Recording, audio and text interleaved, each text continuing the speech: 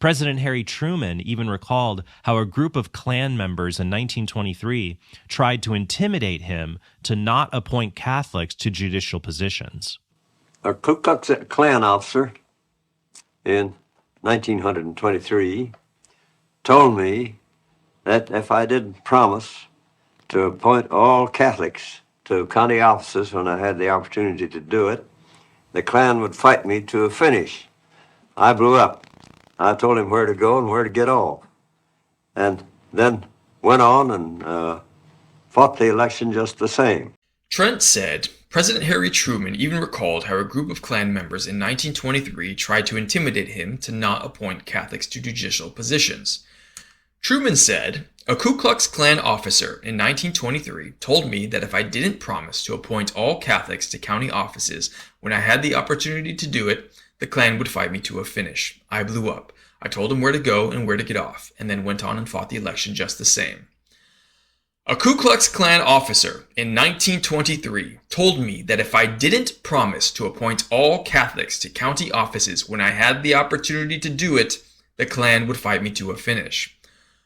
What Trent claimed Truman said was the exact opposite of what Truman really said in the clip that Trent himself chose to play. It looks like Trent got that clip from the Harry S. Truman Library channel on YouTube. The title of the source video is "Former President Truman Discusses Anti-Catholic Sentiment." It says in the description, Harry S. Truman talks about a meeting in 1923 with the Ku Klux Klan when he was a judge in Jackson County. He was told not to appoint any Catholics to office. Mr. Truman states, "I blew up." So both Trent and whoever personally published this video got Truman's statement exactly oppositely wrong. So this clip is also very interesting. My battery was nearly all Catholics, all but 5 or 6, and I had a great many Catholic friends. And anyway, we don't need to have government by sheet. I don't like it. They're no good. I never had anything to do with them. It gets construed as Harry Truman talking about anti-Catholic sentiment and how the KKK did not like Catholics, but that's not what he's actually saying.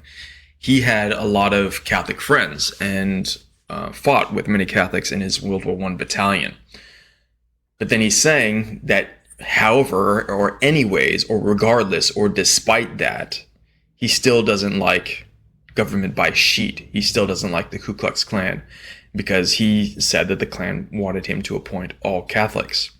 And he's having to explain away his association with the Catholics and differentiate that from his support or association with the Ku Klux Klan. He's saying that, yes, I was friends with a lot of Catholics, but that doesn't mean that I was ever associated with the KKK or had anything to do with them. He's saying this to distance himself from the KKK, even though he had many Catholic friends. Where did people get the idea that the KKK did not want Truman to appoint Catholics when Truman himself said they wanted him to appoint all Catholics?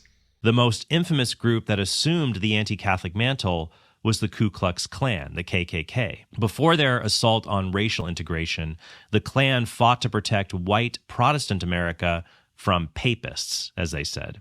Many Klan members believed that every Catholic church kept a stockpile of weapons to use in a future war against Protestants. Anti-Catholic political cartoons depicted the Catholic Church as a kind of predator ready to consume every aspect of American life, including American schools. Trent said the KKK was anti-papist or against the Pope, but anti-papism is not anti-Catholicism. There are many Catholics today who are anti-papist, which, if you're not familiar with Catholics, may sound strange. Technically, there are strict rules in Catholicism pertaining to when the Pope is officially speaking with God's voice, but those claims weren't clarified until the First Vatican Council in 1870. He has to hold a magic stick and wear a magic hat, sit on a magic chair, and say a few magic words. Otherwise, whatever the Pope says or promotes, Catholics are not technically required to go along with. So there can be Catholics who think the Pope is bad or moral or just kind of stupid, like Trent implied he thought about Pope Francis in an extremely short, less than 3-minute video about him after he died. I could tell in that moment that Pope Francis was a man who liked to think with his heart. In his pontificate, this led to many joyful and humorous moments, as well as other incidents that could have benefited from more clarity and a head-first approach. Take Mel Gibson as a very clear example of an anti-papist Catholic. He wrote an open letter to Archbishop Vigano, who was excommunicated from the church by Francis in 2024. Dear Archbishop, I'm sure you expected nothing else from Jorge Bergoglio, Pope Francis's real name. I know that you know he has no authority whatsoever, so I'm not sure how this will affect you going forward. I hope you will continue to say Mass and receive the sacraments yourself. It really is a badge of honor to be shunned by the false post-conciliar church. You have my sympathies that you suffer publicly this grave injustice. To me and many others, you are a most courageous hero. As always, you have hit the nail on the head regarding the illegitimacy of Francis. You express the core problems with the institution that has eclipsed the true church, and I applaud your courage in expressing that, but more than that, in maintaining fidelity to the true church. You are modern-day Athanasius. I have all the respect for where you defend Christ and his church. I agree with you 100% that the post-conciliar church of Vatican II is a counterfeit church. This is why I built a Catholic church that only worships traditionally. You are welcome to come and say Mass there any time. Of course, being called a schismatic and being excommunicated by Jorge Bergoglio is like a badge of honor when you consider he is a total apostate and expels you from a false institution. Remember that true schism requires innovation, something you have not done but something that Bergoglio does with every breath. He, therefore, is the schismatic. However, he already ipso facto excommunicated himself by his many public heresies. As you already know, he has no power to excommunicate you because he is not even a Catholic. So rejoice, I am with you, and I hope Bergoglio excommunicates me from this false church also. Bergoglio and his cohorts have the clothes and the buildings, but you have the faith. God bless and keep you. If you need anything, just ask. I will try my best to help. With admiration and undying respect, Mel Gibson. Aw, isn't that cute? This schismatic conflict within Catholicism takes different forms. I've heard an apocalyptic version saying Ratzinger was the Antichrist and Francis is a false pope, and therefore revelations in the end of the world will happen soon, but what Mel Gibson wrote was the gist of it. Many contemporary conservative Catholics like believing the Second Vatican Council made Roman Catholic Church a false church because of the liberalization that the council implemented, like saying Mass completely in languages other than Latin, affirming religious freedom as a right, and interfaith dialogue. The conservative Catholics much prefer the constant insistence that their church has the single access to the whole of what is true, righteous, and moral. This was not new. Even after the First Vatican Council that ended after Rome was captured by Italy, there were Catholic churches who rejected the decisions and broke from Rome back then. And I'm not going to get into the split between the Roman Catholic and Eastern Orthodox churches, mostly because I don't know a whole lot about it, but that happened 1,000 years ago. So the KKK's anti-papism is not actually anti-Catholicism. There are many American conservative Catholics who can be and are anti-papist. Note that Mel Gibson called the church he built a Catholic church, and he thinks the Church of Vatican II is a counterfeit church. They still call themselves Catholic because they like the belief that they have a monopolistic authority on morality and truth, and the belief that they are smarter than other Christians. And the word Catholic has historically made the biggest bet on that claim. But still, why would the KKK prefer specifically Catholics be appointed as judges? Because, like Trent, Catholics have been the Christians' best at trying to justify monopolistic beliefs. Because Catholics want to make such an egregiously greedy claim that they are a part of the one true God's one true church with full claim on access to moral spirituality, they have the most explaining to do. Ever since the printing press was invented in the Protestant Reformation, the Renaissance, the Enlightenment, the Scientific Revolution, the Roman Catholic Church lost its ability to force people within its purview to accept its egregious claims. So they had to start trying to use reason, evidence, rationality, and logic to stop hemorrhaging members. But like Trent, all Catholic apologists still suck at it, but they are very good at sounding authoritative and speaking in a professional manner and confident manner. That is why the KKK choose Catholic judges, because they are very practiced at making stupid BS sound potentially plausible. But where did the rumor that the KKK did not want Catholic judges come from? This is the only record of Truman talking about the situation himself. I haven't read his autobiography, but apparently he didn't mention his encounter with the Klan in it. From a few articles I read, it sounds like the rumor the KKK did not want Truman to appoint Catholics began with his friend Edgar Hinde, who was the one who urged Truman to join the KKK and physically got him his brief membership card in the first place. The assumption the Klan did not want Truman to appoint Catholics either came from a lie Hinde told or an assumption of the Klan's anti-Catholicism in the 1920s, and the fact that Truman had fought alongside many Catholics during World War I, or all the above. So I found the interview that Edgar Hinde did in 1962. He says, "This fellow Jones wanted him to agree that he wouldn't give a Catholic a job if he was elected, and Harry told him no, he wouldn't do that. He said he commanded a battery of artillery that was about 90% Catholic, and if any of those boys wanted a job, needed a job, and he could give it to them, he was going to give it to them." Jones said, "Well, we can't be for you." So that was it, and they gave me the $10 back. And then Fuchs, the guy interviewing him, asks, "You were at this meeting?" "No, but I mean the fellow, this barber up here, fellow by the name Vincent, I believe he was kind of a secretary to the thing." "No, I didn't go to the meeting." You weren't at the meeting with Mr. Truman then. No, but they turned him down. And we know this guy is kind of a embellisher or a liar or like a squirmer. Because at the top he says, some of my good Catholic friends, every time we'd have a meeting, they'd say, well, I saw you out at the meeting the other night. They didn't know what we were doing in there. It was kind of a counterintelligence agency deal. No, it wasn't a kind of counterintelligence agency deal. It was that Truman was trying to get elected and they wanted to see if they could get the KKK support for his election. And he says his good Catholic friends, every time we'd have a meeting, they'd say, well, I saw you out at the meeting the other night. So how were his good Catholic friends seeing him at the Ku Klux Klan meeting, given the Klan's, secrecy and hoodedness? Every time they would see him out at the meeting. Well, it's most likely because the Catholics were also at the KKK meeting. So the idea that the KKK was anti-Catholic is not supported by the information that we have and the evidence, and is ridiculous. In 1973, Truman's daughter repeated the anti-Catholic version in her book about her father, even though she was born after the encounter. There's not a lot of evidence in general that the KKK was actually anti-Catholic, as opposed to just being anti-papist. The Klan engaged in a campaign of terror against Catholics, including burning crosses on church property and even murdering priests like Father James Coyle. Trent mentions a Catholic priest killed by the Klan, but a short Wikipedia search shows that the priest had conducted an interracial marriage between a Puerto Rico man and the killer's daughter, so the murder was hardly motivated just because the priest was Catholic. Again, Trent leaves out important details to make his implications sound more plausible. In the 1920s, there was one Catholic on the Supreme Court, Pierce Butler, who was very conservative. He was appointed in January 1923, the beginning of the year Truman had his encounter with the KKK. Before their assault on racial integration, the Klan fought to protect white Protestant America from papists, as they said. Many Klan members believed that every Catholic church kept a stockpile of weapons to use in a future war against Protestants. Trent said the Klan promoted conspiracy theories that Catholics were planning on taking over the United States. However, Pierce Butler would write the majority opinion of the case United States v. Schwimmer, which denied Schwimmer the possibility of becoming a U.S. citizen because she was a pacifist. Nationalism and anti-immigration, both core KKK priorities, rolled into one Supreme Court decision written by the only Catholic justice at the time. It looks like Pierce Butler, appointed within a year before Truman's encounter with the Klan, was an example to the Klan that the Catholics could be on their side, and so they started promoting more Catholic judges. In 1922, the Klan teamed up with the Freemasons to pass the Oregon Compulsory Education Act.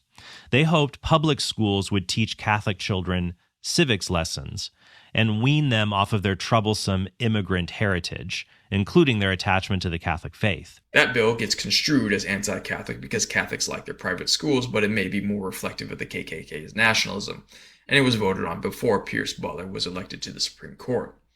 From the 1980s onward, anti-Catholicism shifted from Protestantism to secular forces because Catholics and Protestants found themselves united in their common stance against evils like abortion and sexual immorality. Eventually, Trent acknowledges that conservative Protestants and Catholics began working together in the 1960s, but it looks like to me that trend actually started sooner. So, should we trust Truman's own words or his biographers? Trent gives us an example of believing what he wants to believe when he gets Truman's words exactly oppositely wrong. In a recording he could rewatch to confirm. And it wasn't just him. Whoever uploaded the original video to the Harry S. Truman Library channel also interpreted it exactly oppositely wrong. Given these two examples of people not being able to understand the words a major former U.S. president of the end of World War II is saying in a recording right in front of them, why should we trust secondhand accounts of men associated with the KKK and Truman's daughter who wasn't even born yet? President Truman's quote was way too nuanced for it to have been a misspeak. He said all Catholics and then caveated it with whenever I had the opportunity to do so. He was fully aware he was being asked to appoint all Catholics, which definitely would not have been his own plan because he was a Baptist. A Ku Klux Klan officer in 1923 told me that if I didn't promise to appoint all Catholics to county offices when I had the opportunity to do it, the Klan would fight me to a finish. My battery was nearly all Catholics, all but 5 or 6, and I had a great many Catholic friends. And anyway, we don't need to have government by sheet. I don't like it. They're no good. I never had anything to do with them. But wait, there's more.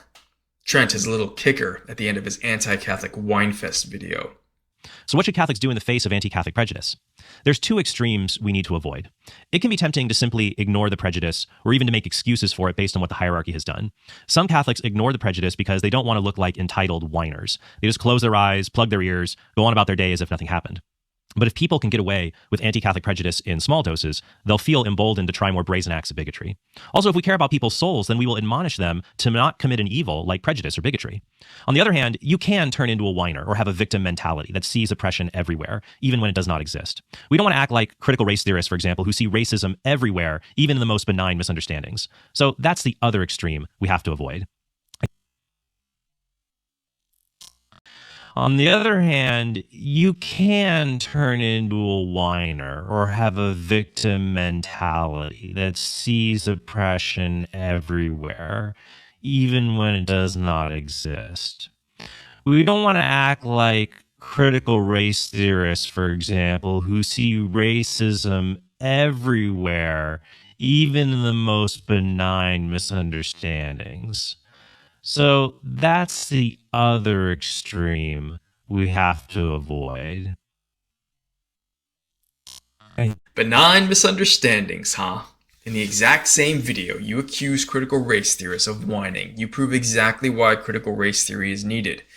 Not only that, but in your video about anti-Catholic bigotry, you accidentally show that the Catholics are actually supported by one of the most bigoted groups in American history. One of the biggest points of critical race theory is that racism is not just personal, but has been ingrained in our systems. Currently, 7 out of our 9 Supreme Court justices are Catholics. Pierce Butler was the only Supreme Court Catholic in the 1920s.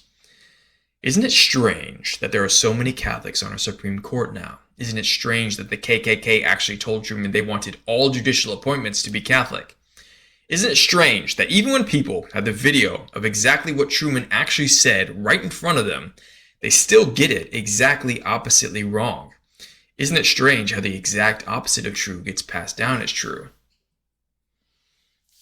I wonder how much of the reason why we have 7 Catholic Supreme Court justices is due to the lie that the KKK does not like Catholic judges. Maybe because Truman's friend Edgar Hinde said exactly the opposite of what really happened with Truman and that Klan officer.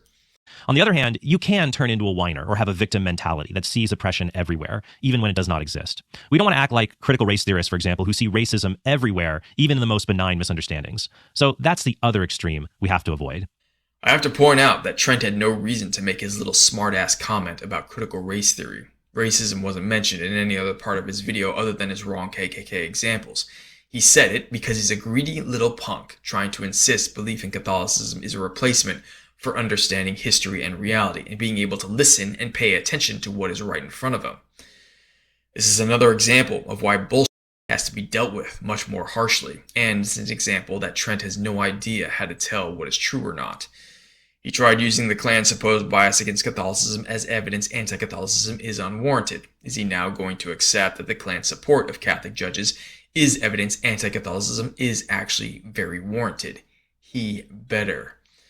Because again, since the Protestant Reformation, the Catholics need to try actually justifying their claimed monopoly on religion. They have gotten much better pretending to use reason, logic, and evidence than other Christians, when they are still actually very bad at it. That is why right-wingers, racists, and conservatives have been preferring to appoint all Catholic judges.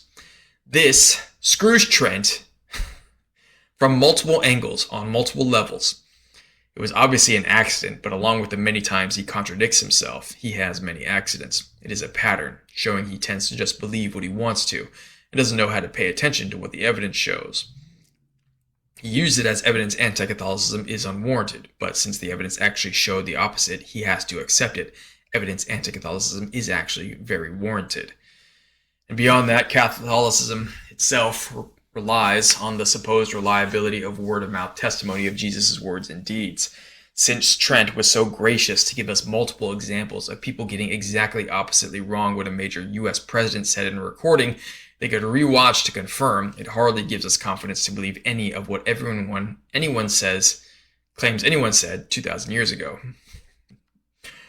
And then Trent's completely unnecessary little smartass comment calling critical race theory whining when his entire video is him whining about anti-Catholicism and then accidentally showing anti-Catholicism is good and correct. He looks extremely racist, especially given the fact of the church's role in slavery.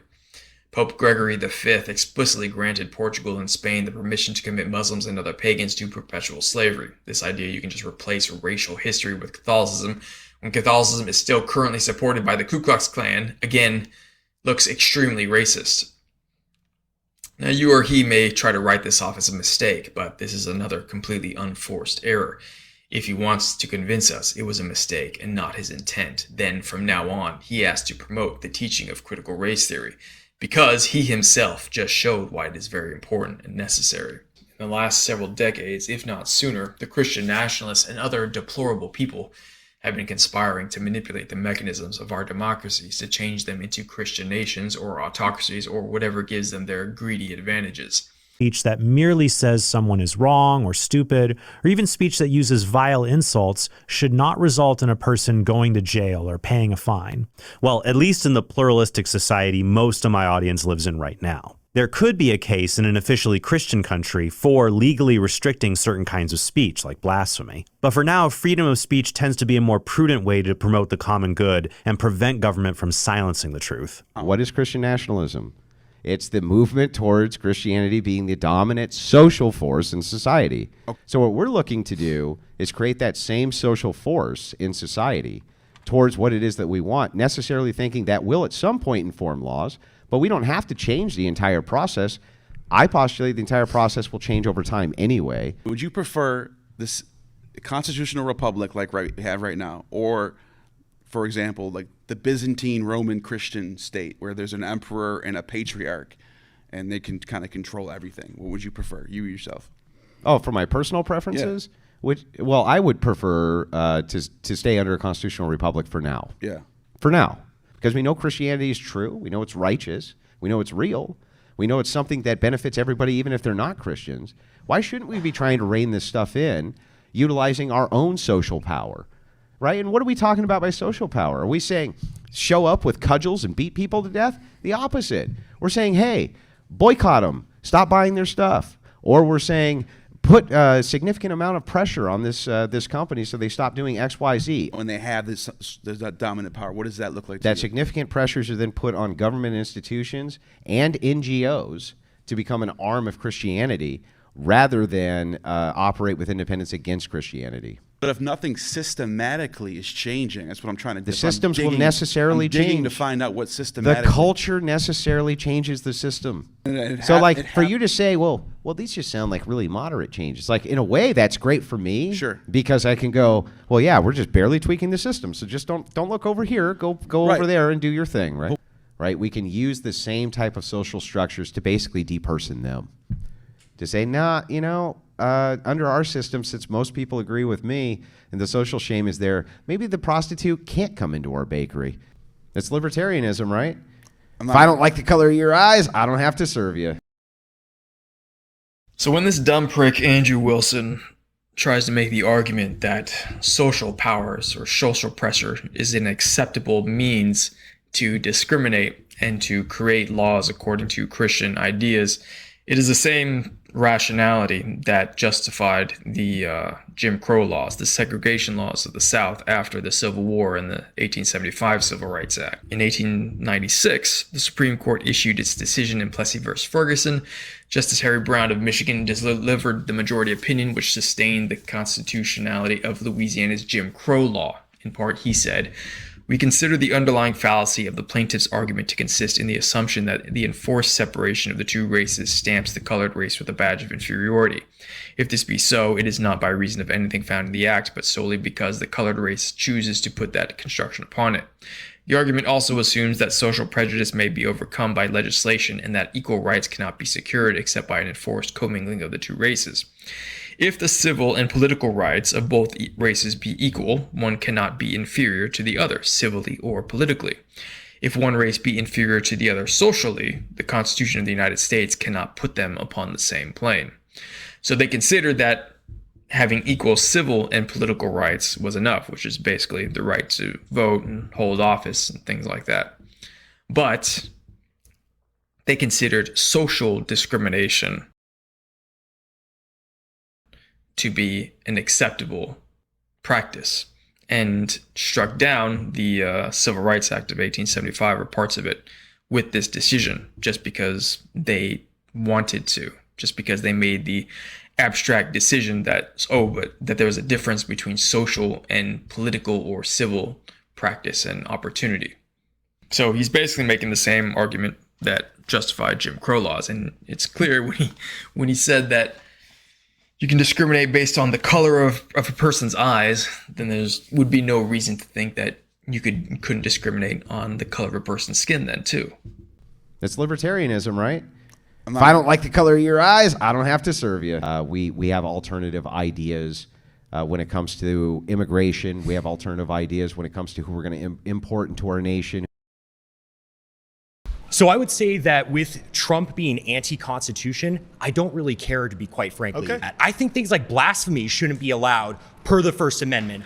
I'm more than willing to amend it and include whenever the it's in your Amendment. favor. Yeah, absolutely. So can Democrats do the same when they're in office? No, absolutely not. Because so you don't it's the believe in friend enemy. democracy? No, I don't. Absolutely not. What do you believe in? Autocracy. By who?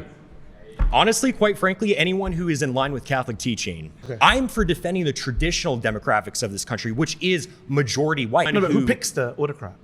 Frankly, the people. I mean, we could hold a vote on it. Kings so were isn't that democracy?